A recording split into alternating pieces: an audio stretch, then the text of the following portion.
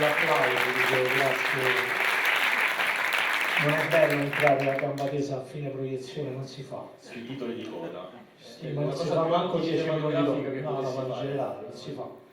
Spero che questo non vi disturbi più di quanto abbia fatto il film, se lo ha fatto. Ora glielo chiediamo subito. Io rompo il ghiaccio chiedendoti banalmente una cosa. Morti bianche, elaborazione del lutto in tre differenti generazioni, rapporto con i media anche se a distanza, ti sei scelto un filmetto da nulla, insomma, hai deciso di partire no, per un'opera prima, andiamoci piano.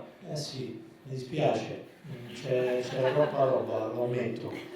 Però nel primo film uno quasi sempre insomma, cerca di cucinare sia quello che si mangerebbe lui, che quello che pensa di poter cucinare in un certo modo. Subito metafora culinaria per mettere subito le cose in chiaro. Però sì, insomma, il film in realtà parte da un'esigenza, anche se è una parola che è molto abusata, l'urgenza, l'esigenza stronzate qua. Però parte da una storia molto semplice che avevo in mente da tanti anni, non per farla diventare un film. Io volevo un giorno, cioè lo dicevo, un giorno devo raccontare di queste persone di cui leggo sui giornali, intervistate molto a caldo dopo un incidente, in quei casi specifici, proprio un incidente in cui è morto il marito, il figlio, il fratello. Queste persone che vengono subito assaltate, non in malafede magari, perché c'è stata la stagione, insomma la stagione in cui i media hanno cominciato a raccontare le morti sul lavoro è abbastanza recente, cioè più o meno 20 anni.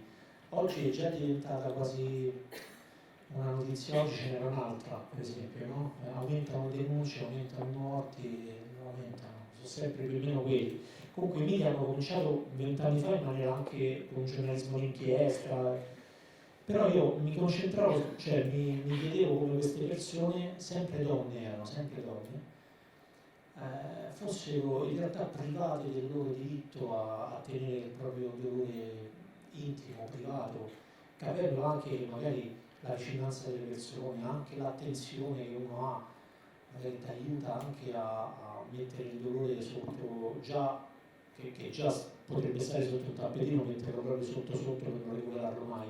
Quindi io avevo questa storia, ti voglio raccontare una donna che gli è successa questa cosa, e proprio perché questa cosa è successa in un contesto di questo tipo, dove il sociale, il contesto sociale ti può sanzionare, cioè ti può impedire di viverti la cosa come vorresti, questa donna infatti sta bene, non riesce a stare male. Perché? Questo era il grande quesito, la grande idea, no, diciamo l'idea principale. Poi costruire questa famiglia, perché poi non abbiamo mai pensato, io e lo sceneggiatore, di raccontare tre generazioni, abbiamo raccontato una famiglia. Le famiglie molto spesso quando si perde qualcuno, quando qualcuno si ammala, crollano, no? Ed è un argomento a cui io sono molto sensibile, perché storie mie, insomma, è una cosa che mi colpisce sempre tanto.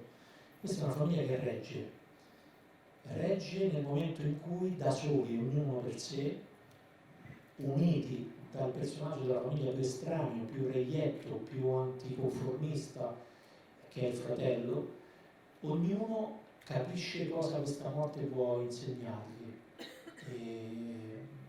A lei secondo me rafforza l'amore, l'idea dell'amore che aveva con lui, e gli fa recuperare l'emozione spontanea, sincera, in maniera quasi innaturale. Lei piange quando non succede niente, dopo che ha passato una settimana a provare. Il bimbo, chi è? Un parente? O qualcuno che aveva capito che lei piange così? Io avevo capito, no, perché qualcuno mi fa queste cose, ma perché il film non è facilissimo. Non per lo spessore, nel senso che è anzipopolato come me. Il bimbo capisce che non deve avere paura del dolore e che il dolore può essere lasciato andare, può essere affrontato anche nel momento in cui si protegge la madre, che è invece l'elemento protettivo per antonomasia. Invece lui quando mi mette l'ombrello dice ci penso io a te, no? Sicuramente quel ragazzino diventerà uomo prima di un suo coetaneo. E il vecchio si fa la grande domanda: la mia storia, la storia anche di questo paese nei confronti delle lotte sindacali, del lavoro, dei diritti conquistati che adesso molto spesso in tanti settori provano a essere cancellati. Questo si chiede, ma se muoiono i nostri figli dentro le fabbriche, noi non siamo serviti a niente. Insomma, e il grande insegnamento che questa persona anziana lo ottiene dal figlio che non ha mai riconosciuto, che gli dà la forza di fare il gesto più rivoluzionario che potesse fare, cioè portandosi via morto e non lasciandolo a nessuno, che è un gesto che farebbe un gruppo di anarchici di 20 anni, e invece no, lo fa un vecchio operaio di 80.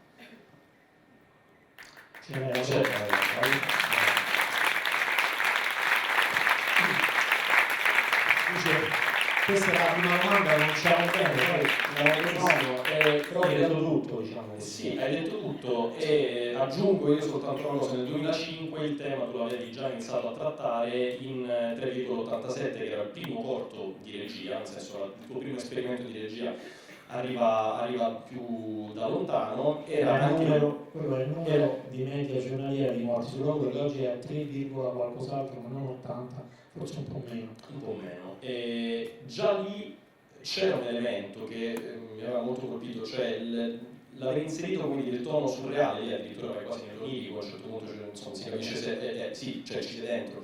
Elemento che ritorna anche qui nel film, nella seconda parte, insomma, che tende a dare ulteriormente leggerezza. E ti volevo chiedere, da come l'avevi pensato, da come l'avevi scritto, essendo un film pieno di silenzi, un film su un'assenza, per cui è chiaro che inevitabilmente è qualcosa che poi la pensi, la scrivi, va riempita. Questo tono surreale è esattamente quello che avevi pensato, poi mentre giravi il film è cresciuto e è diventato in un altro modo?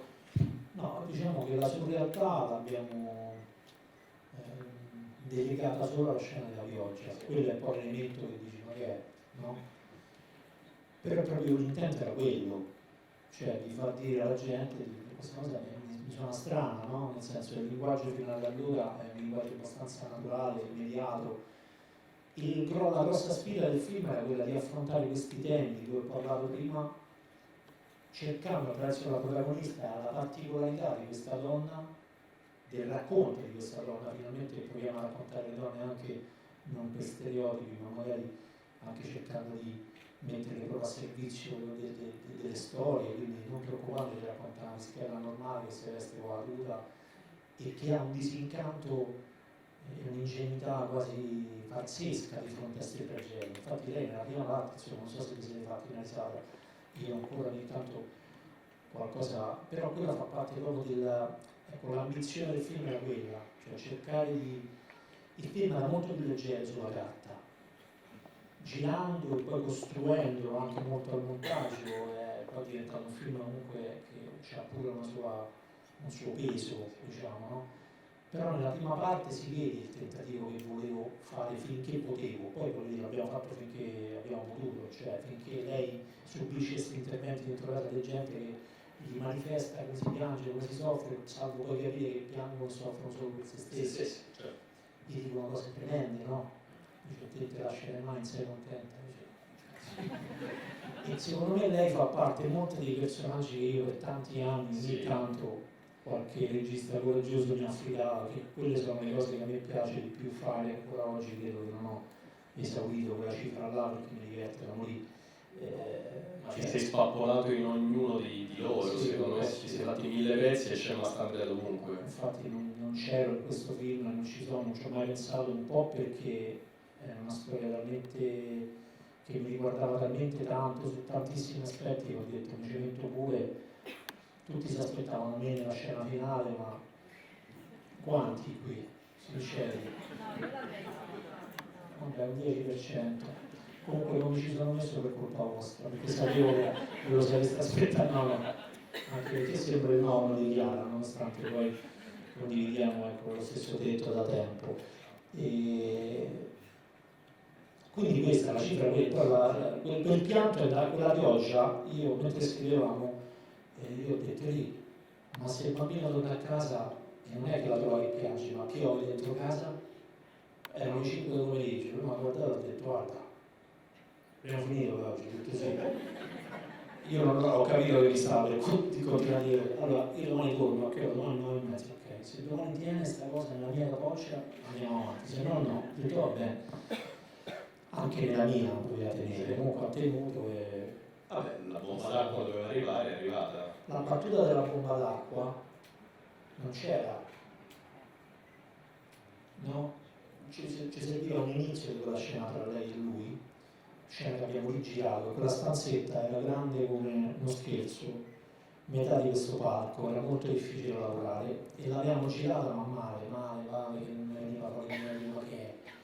Allora ho chiesto se potevamo rigirarla e abbiamo fatto questo piano sequenza molto lungo e serviva un inizio e gli ho detto questa cosa, ho detto prova di che arriva la bomba d'acqua, che avevamo detto quando arriva la bomba d'acqua apriamo l'ombrello, perché pensavo alla scena che avremmo dovuto girare che arriverà l'acqua, insomma molte cose sono pure venute lì, i bimbi per esempio, le code delle scene dei bimbi erano molto, cioè improvvisate, mi veniva in mente, gli dicevo e loro li facevano, tipo quella, quando parli con quella, quando se ne va parecchio, poi continuava quella, continuava e c'era un bellissimo inizio di quella scena in cui Ciccio aveva un gratta e vinci dove aveva vinto 2 euro e Bruno lo guardava e gli faceva hai vinto 2 euro, ne hai vinto un altro e lui fa no, ho vinto 2 euro, dice no, ne hai vinto un altro, questo aveva pagato 2 euro, io ti dai e te ne danno un altro, dice scusa ma se me ne danno un altro non ho vinto niente, invece mi danno 2 euro, sono soldi, mi metto in tasca, insomma, io vabbè ho capito che capisci, non capisco, come so io, no, ma litigano un po' e poi Bruno per provare ad esprimere, a raccontare anche che aria si respirava in quella famiglia, lui dice comunque con queste cose non ci devi giocare, e lui dice perché? Perché i soldi non ti li dà nessuno, che li devi guadagnare. E quello gli fa, come ti dà nessuno? Qui se può vincere 1000, 2000 euro, sì, però non è giusto, è una truffa. Come una truffa? È una truffa perché lo Stato alimenta i sogni della gente. Cioè, poi ho detto da uno dei 9 anni. Allora, e quello gli fa, ma come una truffa? Cioè io lo metto 2 euro, posso dire una possibilità, ma quale possibilità? I soldi vanno o sudati o presi dove li rubano. E quello che faceva tipo in banca. Mi sembrava un po' fortina qualcosa, però questo perché avevo letto una cosa di un sociologo su un libro molto bello che si chiama La rapina in banca, ma non è un'apologia di reato, è una riflessione su perché a un po' a qualcuno perché qualcuno possa subire il fascino della rapina in banca, quella senza vittime, no? E tutti dicono, beh, mi hanno rubato 15 milioni di euro facendo, vedi, ci piace a tutti. Oh. Ed è un libro non lungo in cui paragona la soddisfazione delle persone nei confronti di questi espropri, chiamiamolo così, a il sogno che hanno di esportare un gratta e vinci. Adesso ovviamente non sono un sociologo, non avete capito, però se vi capita cercarlo perché è interessante. Vabbè, comunque i ragazzini avevano questo dialoghetto che ho pensato bene, no, era pure venuto quasi, perché sono scene molto lunghe, loro hanno scene di minimo 3 pagine, 4, quindi stanno tanto in scena. Ci sono domande da parte vostra? Non ci sarà tempo per moltissime. È l'ultimo, guarda, l'ha detto malissimo, è proprio... A proposito, volevo termine il DVD di mettere questa cosa. Speriamo che non è partito il DVD. Pensate sì. Ciao, buonasera. Ciao. Io rimango sul filone dei ragazzini perché a me Bruno mi ha impressionato tantissimo, come recita, l'espressività. Io volevo sapere se quando avete fatto il casting, che ti sei innamorato subito di lui o se è una cosa che durante il film ti sei accorto e hai detto wow, questo è un fenomeno. Cioè se te ne sei accorto durante il film o se te ne sei innamorato prima. No, di solito uno dovrebbe accorgersene prima, se no poi... Sì, lo so, però nel senso, Cioè, così bravo, a me mi ha impressionato tantissimo lui. Ne abbiamo cercati tanti, Lui era quello meno entusiasta. E questa cosa, devo dire, mi ha conquistato. Cioè era quello che diceva le cose, che le capiva, però non chiedeva, non stava là, eseguiva. E poi facevo, bello, mi ha fatto ridere questo a te? Sì. Cioè, era completamente disinteressato. Lui è figlio di un attore, anche molto bravo, che si chiama Renato Marchetti, che avete visto in molte cose, senza saperlo perché... No, nel senso che è un attore che sia un caratterista quasi, quindi è. E quando noi l'abbiamo scelto lui, poi l'abbiamo scelto e messo vicino a Ciccio, che in realtà non è un attore, è un ballerino, però è uno molto espansivo, avete visto, insomma, è uno che riesce a fare anche delle cose, non solo ripetere le battute, cioè sente quello che dice, è uno molto ricettivo, molto sensibile. Quando l'abbiamo messo insieme ho detto, oh, per me sono loro, vabbè, insomma, abbiamo lavorato, poi ho chiamato il padre, ho detto, oh, Elena, prima che glielo chiedo, parlaci te, perché a me pare che a lui non gli interessa questa cosa. E lui mi ha detto, ma che felicissimo, ogni volta che torna dai provini ne ha fatti 2, tipo 3, è felicissimo, non vede l'ora, ma come non vede l'ora? Non si andava che faceva? No, comunque ci va lui, lo faccio sapere, ho detto, guarda, senza costringerlo, se lui va, ti fa questa esperienza, quindi è venuto con il suo entusiasmo che ha avuto anche adesso, perché tu sai che loro, questo film è stato fatto a maggio 2017. Adesso lui c'è il Baffi, è venuto a doppiare tipo 6 mesi fa e l'ho rimandato a casa, che c'aveva una voce pure quell'altro, Baffi, ma non i baffetti da tedesco che vi diceva Baffi vieni, capito? Così. E quindi quando siamo andati a Torino al festival gli hanno detto siete contenti di questa esperienza? Sì, ma insomma adesso cominciate a fare attori? No. Ma io no, te? No, manco io. Quindi diciamo che ha lasciato il segno questa esperienza.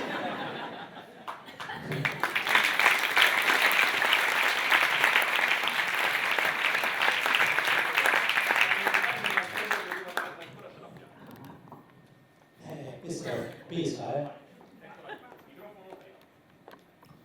Sì, io quando ho letto il titolo ho detto ma ride o ride? L'hai fatta apposta? Certo, l'ho fatto proprio apposta.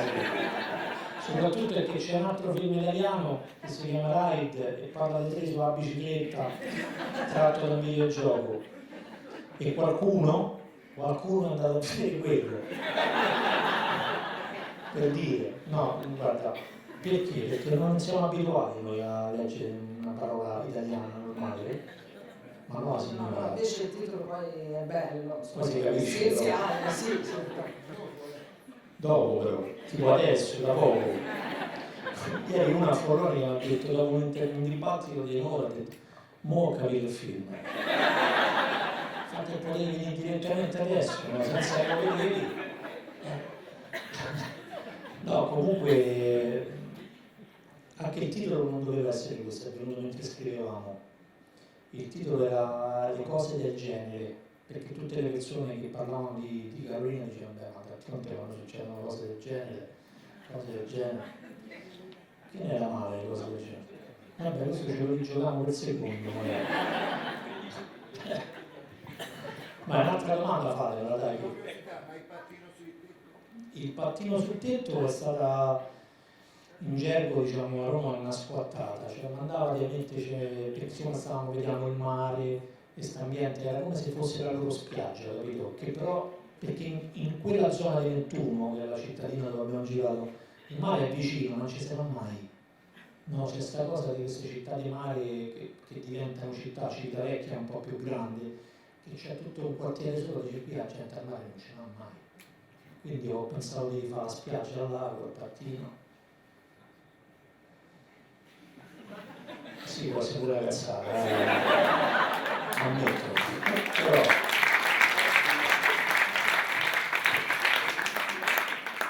Io volevo solo dire grazie per la musica, perché è stata una parte fondamentale.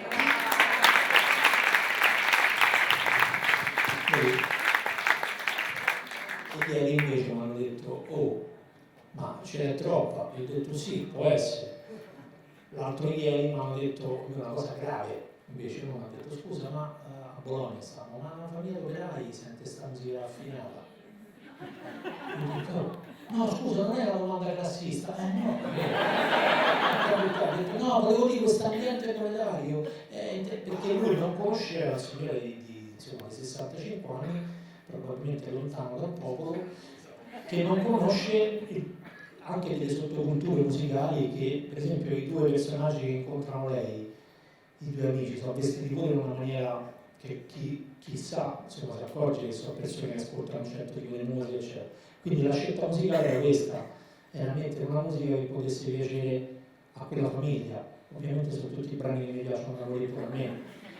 I brani oggettivi, cioè quelli che stanno al di fuori di lei, infatti la musica quando parte da lei parte sempre fuori tempo e finisce fuori tempo, come se lei mettesse la colonna sonora, sono la sequenza molto lunga, che quello è un gruppo australiano che si chiama Dirty Tree, che suonano Nick Cave, sono violino, basso e batteria, le tre psicologici.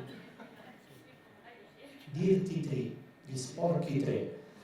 E poi ci sono i Love, che è il tema della fabbrica, e poi c'è Ivan Graziani che Chiara, la protagonista, il papà era molto amico di Ivan, insomma si conoscevano, e lei mi ha fatto sentire questo brano e io l'ho messo non per il film, me l'ha fatto sentire, io l'ho messo nel film come dedica di lui quando la parla, la canta. Vabbè. Grazie a te per essere venuto.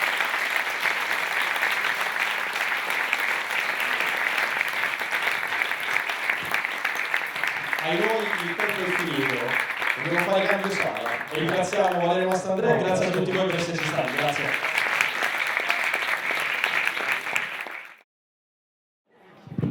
Buonasera a tutti. Benvenuti alla nazionale.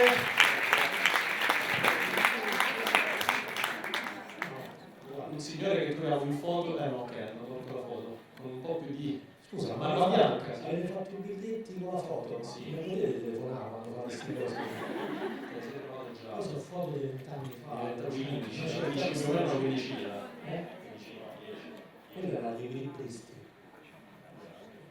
Quant'è? 8 anni fa, 7 anni fa. Pensa che tracollo. Io pensavo 20 anni, pensa che 2000 c'è la mia biografa È ufficiale. Allora, grazie per essere così numerosi per questa giornata in cui abbiamo effettuato effettivamente un rapimento di Valerio Mastandrea a Pisa per 3 incontri.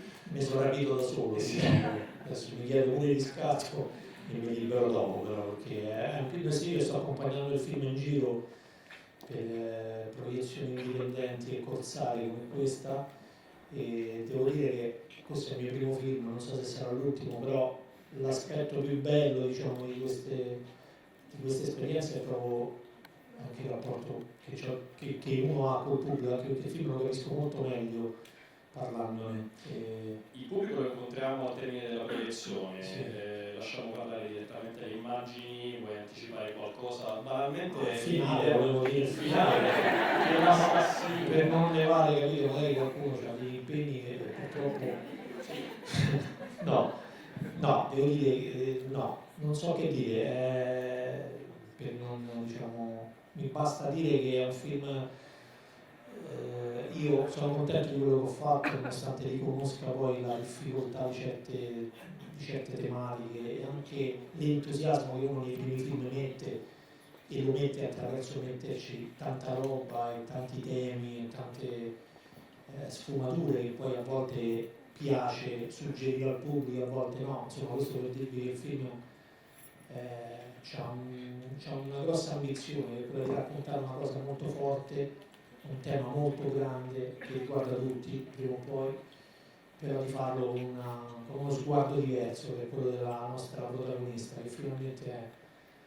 lo dicevamo prima, è un ruolo femminile fuori dagli schemi o comunque fuori dalla retorica del ruolo. Questa a chi lo facciamo fare? Facciamola a lei, ma non perché Chiara sia un volto nuovo, perché finalmente io mi sono permesso di raccontare una donna normale e non isterica e strilla o che sta a casa o c'ha problema, c'ha disagio, no, questa è una persona che guarda il mondo come lo guarderemo tutti. Ecco. Hai fatto il film che avresti voluto vedere da spettatore? Per certe cose sì, Bene. per altre no, e spero siano le stesse per le quali dopo mi insulterete. Buona Ci vediamo tra poco. Grazie.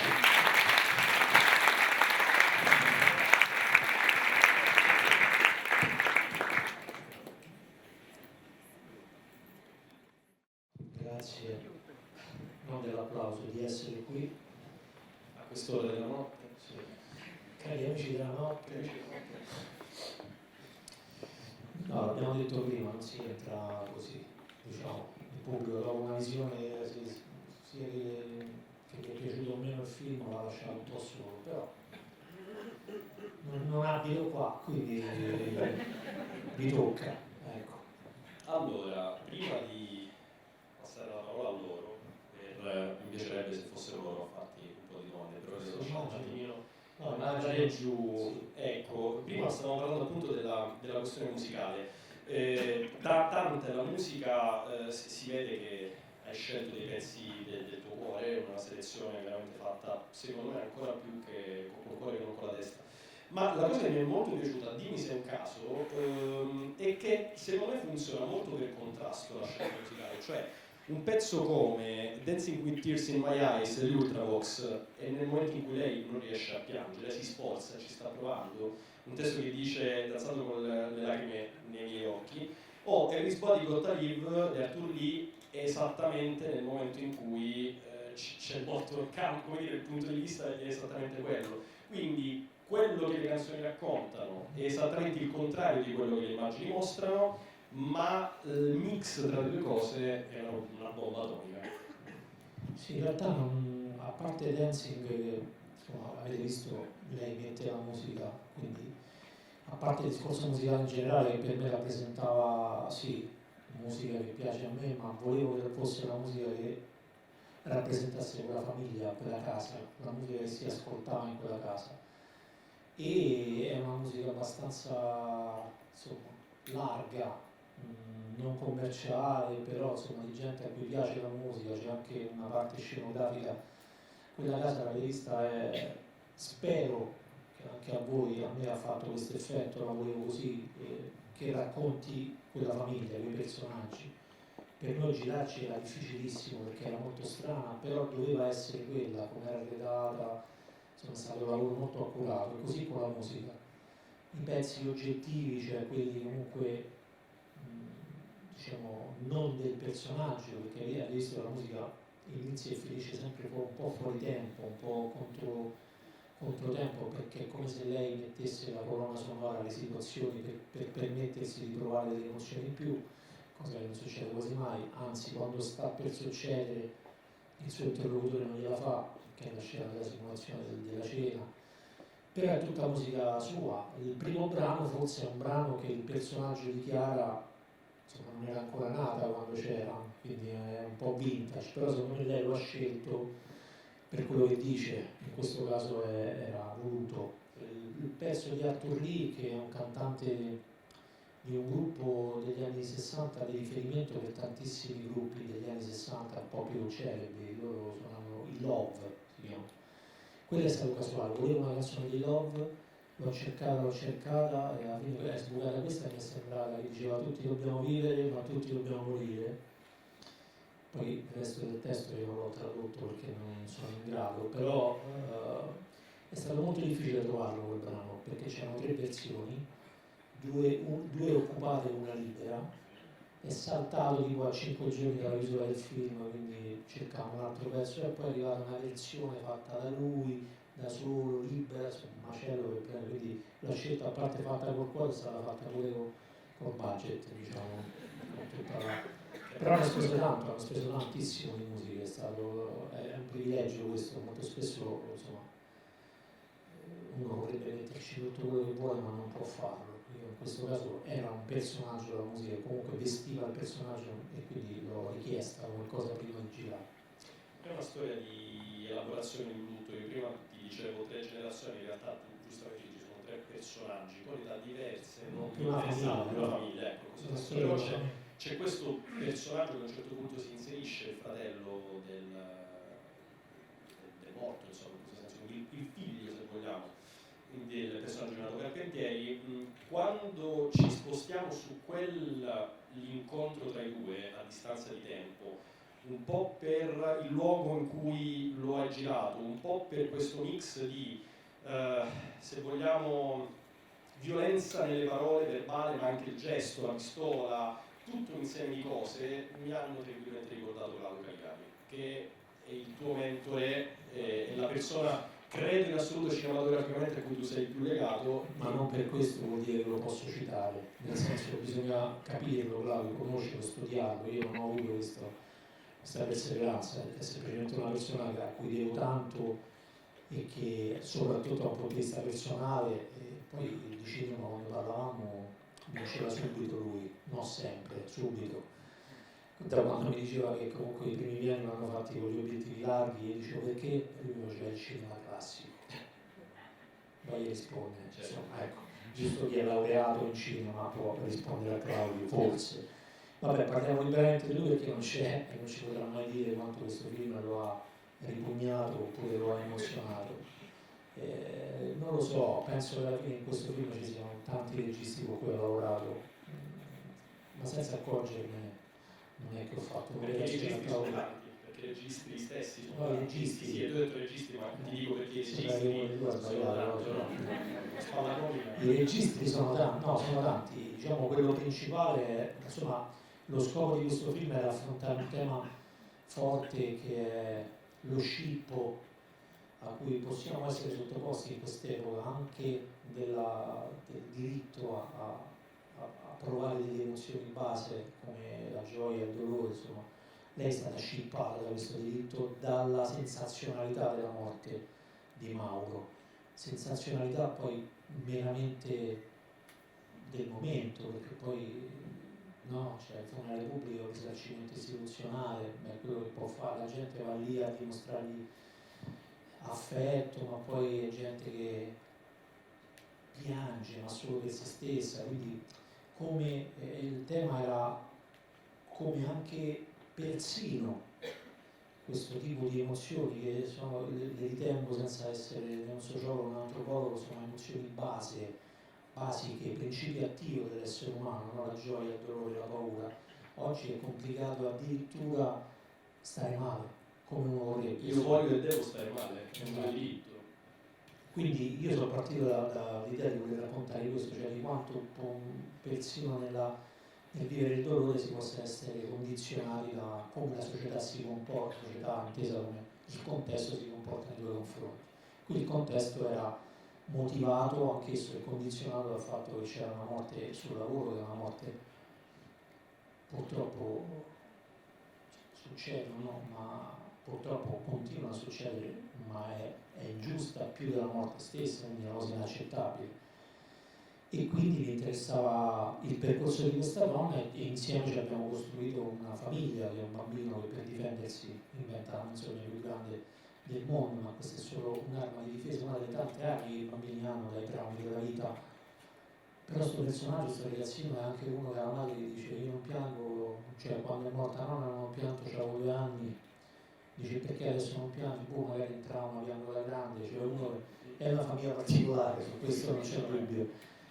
E poi c'è la linea del vecchio, che comunque è la linea più a cui è stata affidata probabilmente la piccola, non tanto piccola, grande riflessione su politica, sul momento, sulla vita di quest'uomo che mette in discussione quello che ha fatto, perché dice la domanda del collega veramente non siamo serviti a un cazzo, credo sia anche la domanda, questa qui la fanno degli operai, che diceva Carpentieri mentre leggeva il film, alla fine ha detto, ha citato, non so se Zavattini o qualcun altro, adesso non vorrei fare la figura dell'ignorante, quali sono, ha detto gli operai sono gli unici che possono giudicare la società.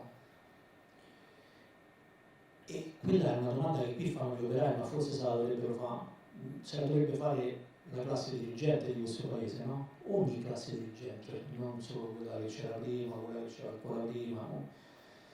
Cioè di quanto si è utili poi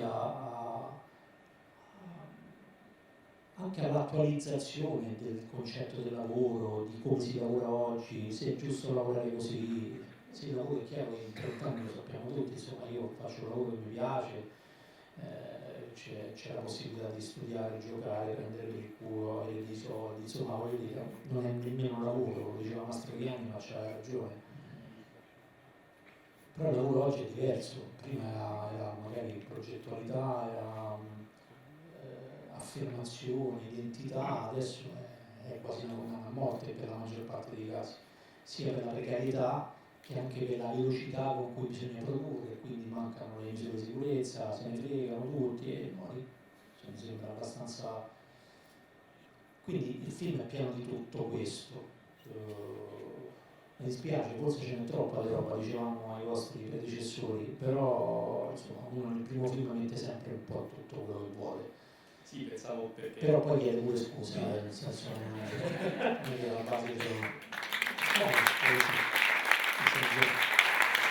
No, pensavo perché se no poi il rischio è che davvero siano i padri a rimanere per piangere i figli che se ne vanno. quello era un personaggio di sceneggiatura che non doveva fare lui quel gesto, lo doveva fare il figlio, perché il figlio in sceneggiatura era un personaggio molto più cattivo, era molto più deviante sociale, era uno che aveva preso Roma e ci ha detto io devo in fabbrica come voi, non me va, ma l'aveva detto a 15 anni, io ragione le banche, mi faccio di troppo, cioè io voglio andare addosso alla vita in questo modo.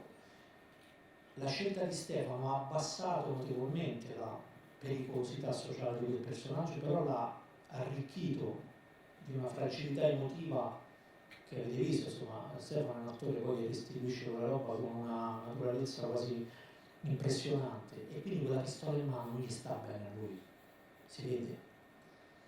Però c'aveva la pistola e muoveva il film e poi a me piaceva che quel personaggio è nato per tornare a uccidere il padre e dire colpa tua, hai ammazzato mio fratello.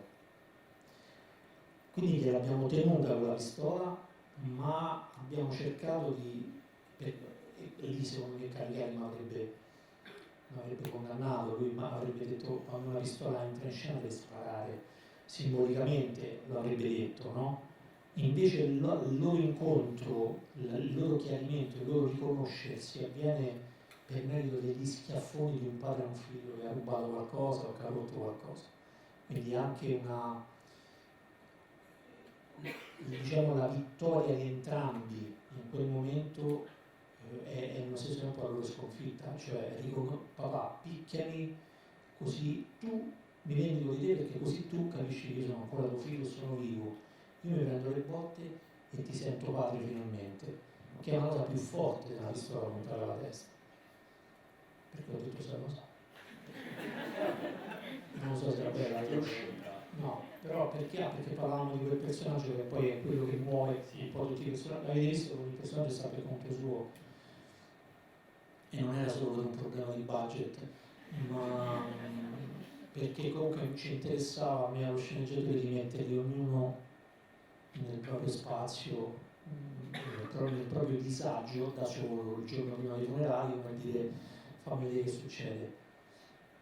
E il personaggio di Stefano invece poi alla fine fa sfogare lei, c'è anche una scena tagliata di Bruno che torna a casa dopo la terrazza e lui è appena andato via, lui lo vede, il piccolino, lo vede il nipote, ma non viene visto. Ci sono domande da parte vostra? Abbiamo tempo per un po' di domande. Sì? C'è una domanda? No, stiamo piantando delle cose mettendo a disagio le persone.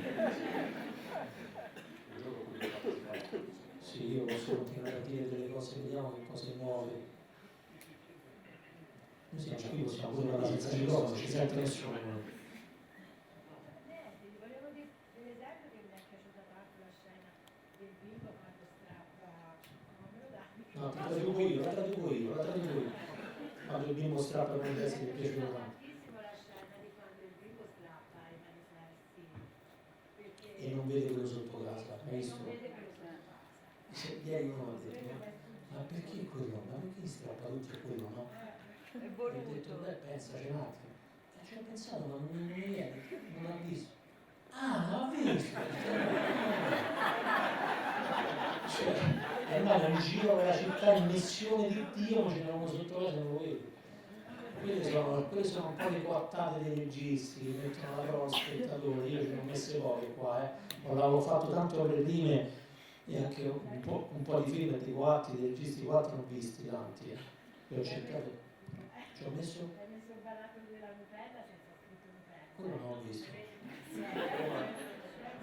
Crema di cioccolato c'era scritto, perché sennò si fa pubblicità. Ma non l'avevo notato. Vedi? Ti piace la Nutella a lei? Perché queste cose non ce l'ha addosso. Guarda, la Nutella no.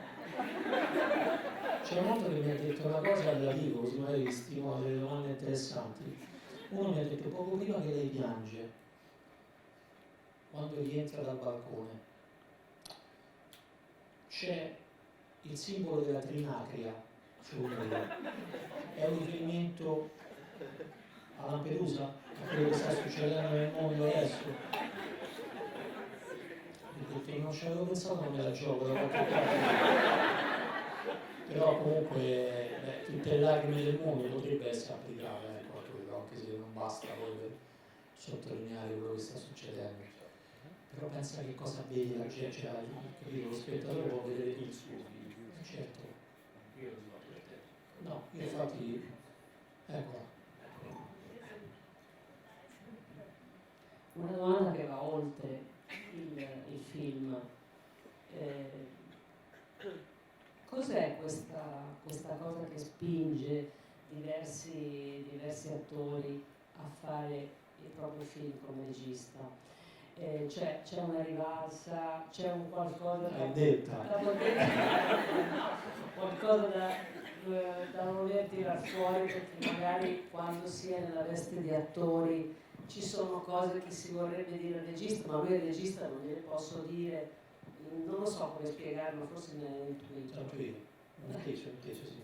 Ma io posso dire perché l'ho fatto io, poi gli altri, comunque ai registi le cose da lì io gli ho sempre dette, non è che...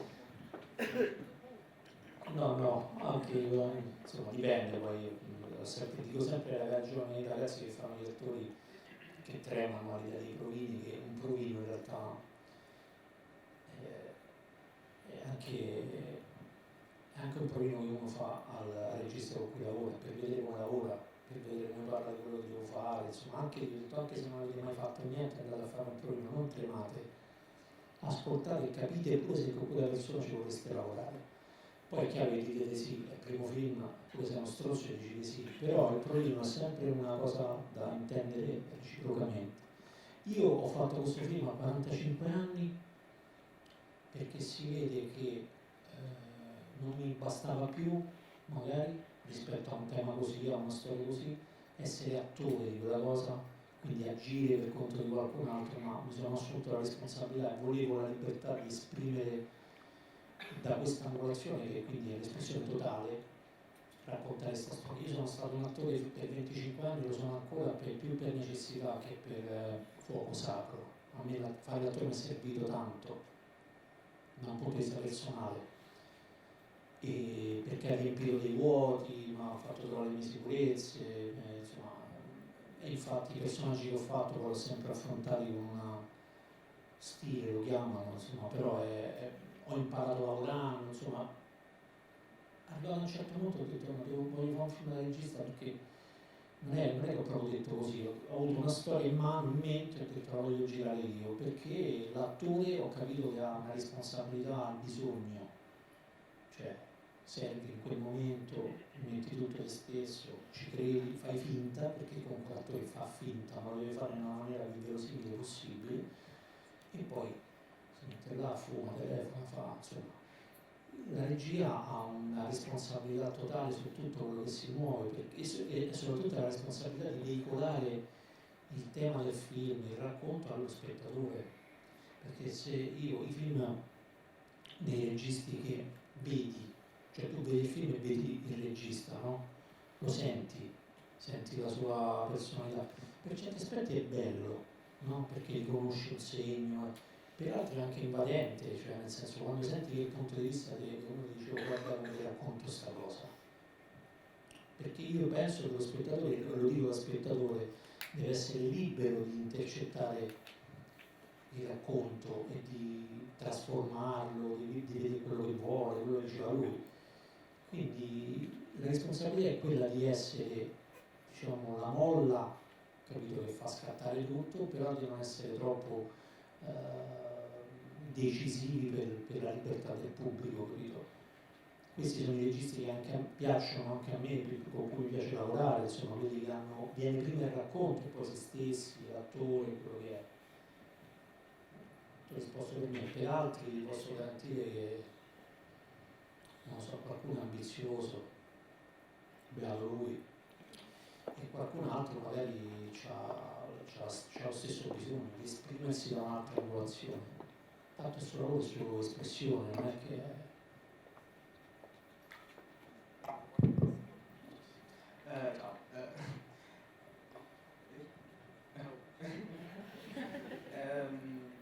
Io diciamo che ho sogno di diventare un regista, comunque entrare nel mondo del cinema, insieme al mio gemello. Noi però sogniamo un po' di andare all'estero perché sappiamo che il cinema in Italia è un mondo molto difficile, così come lo è all'estero. Nonostante il tuo nome comunque abbia uno stato, ti do del tuo pure, non so se... No, vedi un po', certo. Però devi parlare più forte, ti sento. Ok, Nonostante sono rimasto nonostante. nonostante il suo nome abbia, il tuo nome ha uno Posto, stato, anche lì, posto. il vostro nome, il suo nome ha uno status già di popolarità anche nell'ambiente. Sì. Ha comunque riscontrato delle difficoltà produttive con i produttori o con l'ambiente nel cui si è ritrovato per realizzare quello che voleva.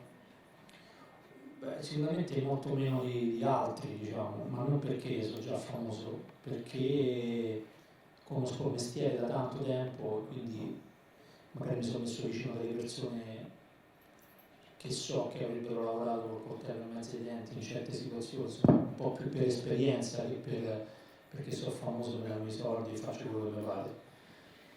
E sull'andare all'estero qualche anno fa avrei detto andate, sbrigate, scappate. E non mi sento più di dirlo, perché tanto voglio dire, la situazione qui c'è una guerra da combattere da un punto di vista culturale, diciamo, che forse sono le uniche guerre che andrebbero combattute, però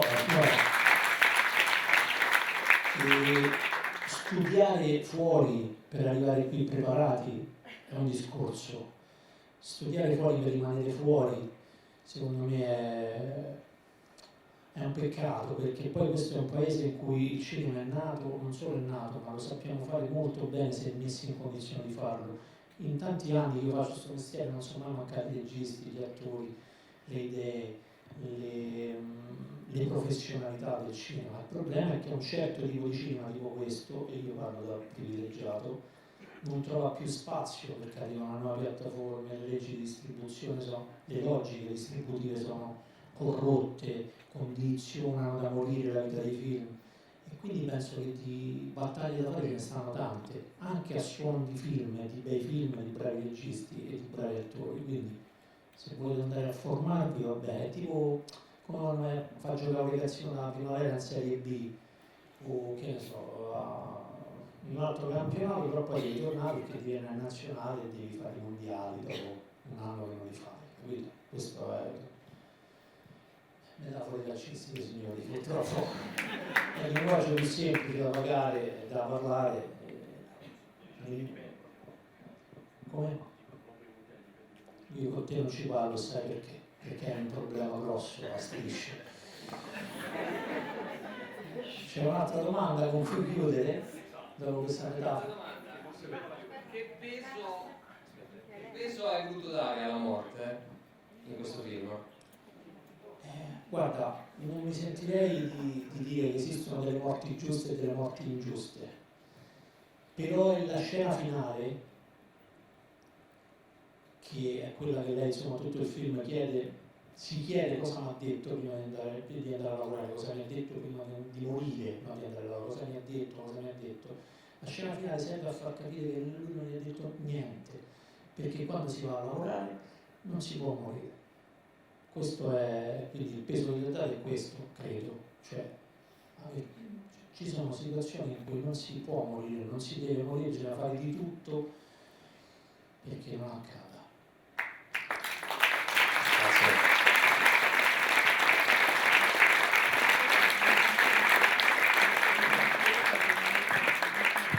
purtroppo non c'è più tempo per altre domande. Ringraziamo Valerio, Mastandrea per questo rapimento che abbiamo fatto oggi. E avessimo inserito una quarta proiezione probabilmente diamo la cittadinanza onoraria. E ora sì, sì. Grazie a voi per esserci stati.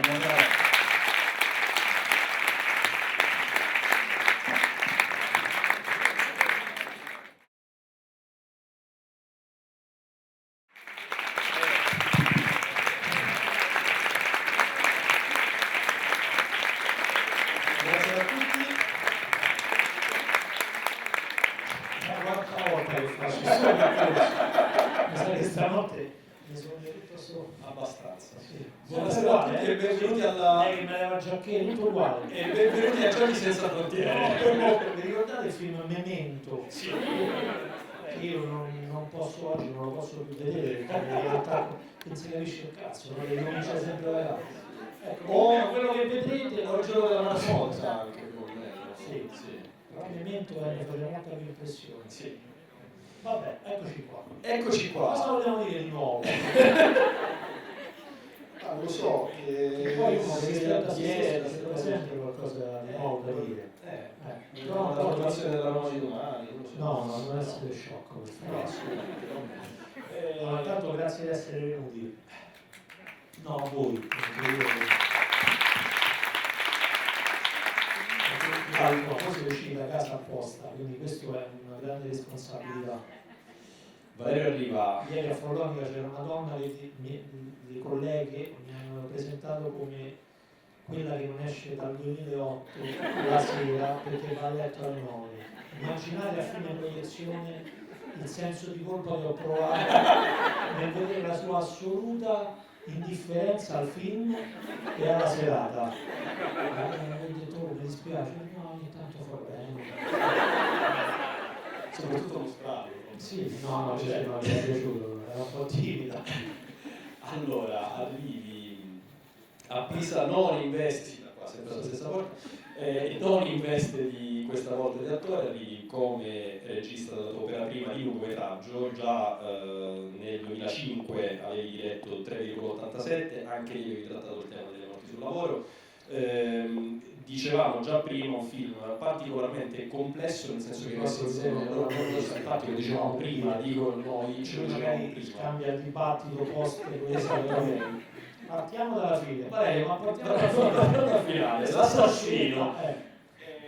Sì. Ci sono tante cose dentro, cioè è un film, dicevo, un'opera prima, ma nello stesso tempo hai deciso di trattare sicuramente un tema universale che ha toccato e toccherà a tutti, Stai raccontando sì. ma non spoilerò l'assassino.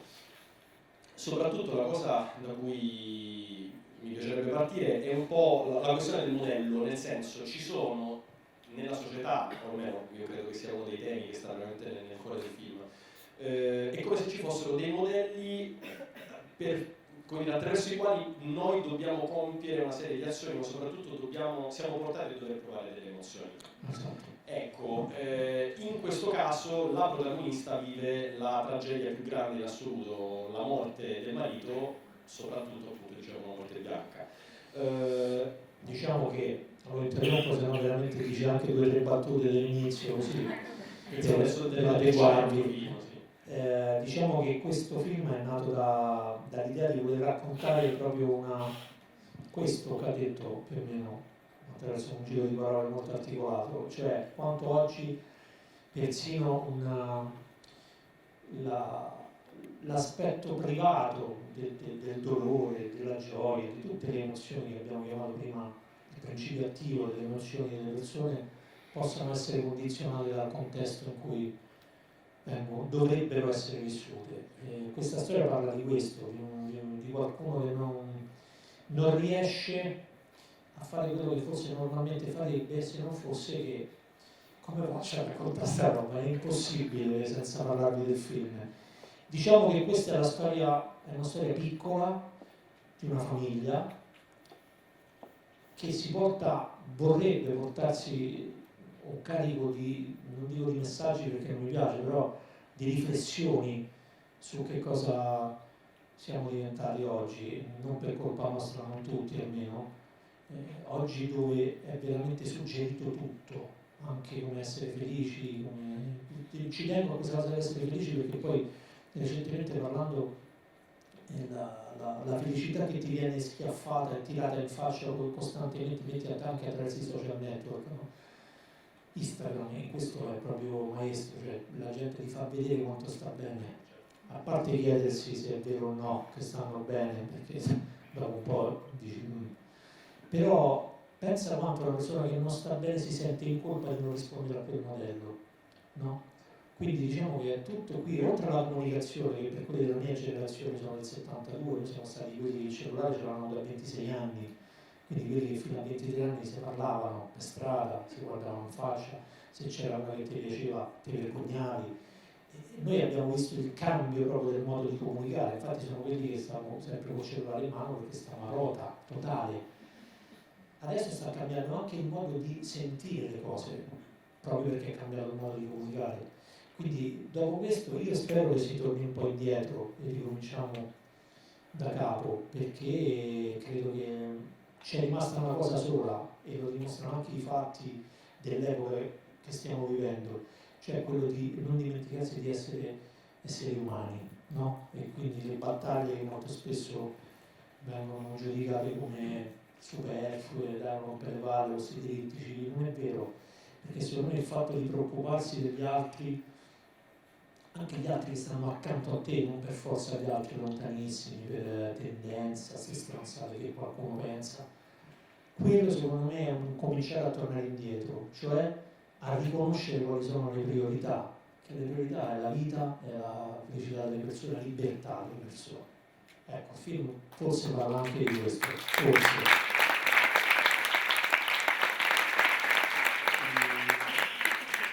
Sto pensando anch'io a cosa chiederti senza Non puoi fare nulla. No, però ci puoi puoi fare le domande tecniche, tipo perché no, hai fatto il film da regista? Una E io ti dico perché, che ne so, perché c'avevo una storia, c'erano tanti anni che facevo l'attore, fare l'attore forse non mi basta più per esprimere certe cose, mi sono accollato una pratica molto diversa da quella di fare l'attore ci mette un attimo a farlo, cioè con fatica, però è una responsabilità limitata, ecco, l'attore è proprio un SRL, invece qua sei proprio, diciamo... Un'altra domanda? Ce l'ho, giuro che questa non entra nella storia però. Ci provo. Dicevo prima che ho trovato in molti personaggi, a partire dalla protagonista ma anche il figliolo, molto del tuo modo di recitare, questo si può dire senza raccontare la storia, si dice. Si dovrebbe dire. In questo film ci sono tante cose che ricordano il tuo modo di recitare. Esattamente. Sì. Quanto no, la domanda è quanta libertà veramente hanno avuto questi poveri figlioli? Poca, devo dire poca, e non credevo che sarei stato uno così, però secondo me dipendeva molto dal fatto che era il primo film che c'era tutto molto chiaro, che sapevo perfettamente quello che volevo e non mi volevo far sorprendere da nessuno se non da me.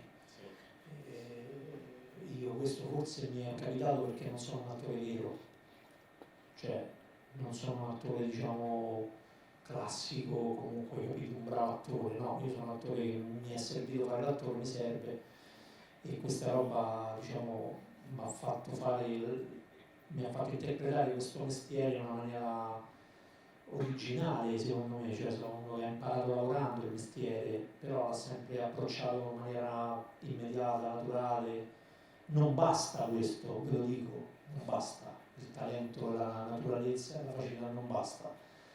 Però io sono stato quell'attore lì, sono quell'attore lì e sono anche quel regista lì, c'è uno che spiega la scena, dicevo allora qua tu perché stai così, perché lo sai che comunque è successo quello che c'è, racconta, poi vedo la scena, dico stop, ma ti ho detto ma perché fai così, se lei sta qua, ti ho detto perché sta qua, e Chiara, la protagonista dice sì un attimo, sto cercando di codificare quello che mi, ah sì scusa, azione, stop, perché prendi quella pausa lì? Perché sto pensando che non puoi pensare lì a quella pausa, la pausa c'è dopo se va bene, insomma cominciavo dei dibattiti perché io volevo che loro, non tutti i Carpentieri, non ce n'è bisogno, un attore di 80 anni, Stefano pure è un attore che ha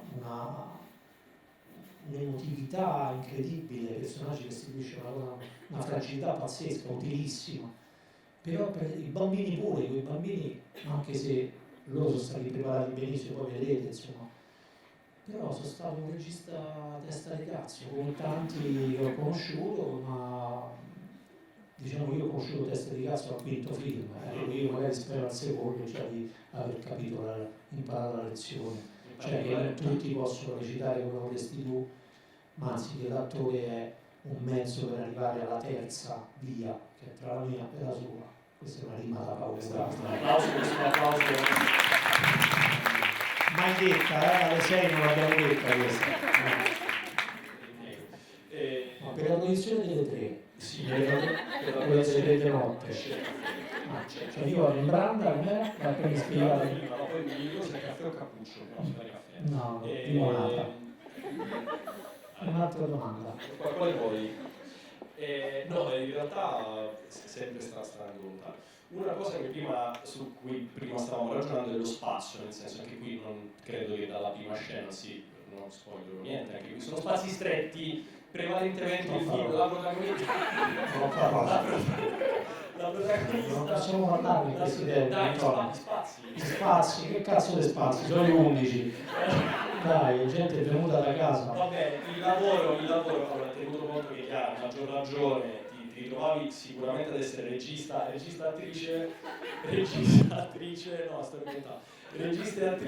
ma soprattutto anche da un paio d'anni, giusto? E anche la tua compagna di vita, Anche di più. Sì, ecco, questo ci tengo sempre a dirlo, che eravamo già fidanzati da un anno, perché sono capaci tutti a innamorarsi sul set, sai? Ci si innamora, un'esperienza comune. Invece io ho messo a dura prova il rapporto, fondendo queste due, diciamo, entità dentro quella professionale con cui io non ho mai fuso nulla, diciamo. Mia madre non sa che film ho fatto io, quale film esce. Puntualmente sono 20 anni che mi chiamano e dice: ma da domani esce il film e mi dici niente. Ma che film è? L'ho fatto un anno fa, ma quando? Cioè, una cosa vergognosa. E il fatto di condividere con la propria compagna il lavoro è stata una prova di grande maturità.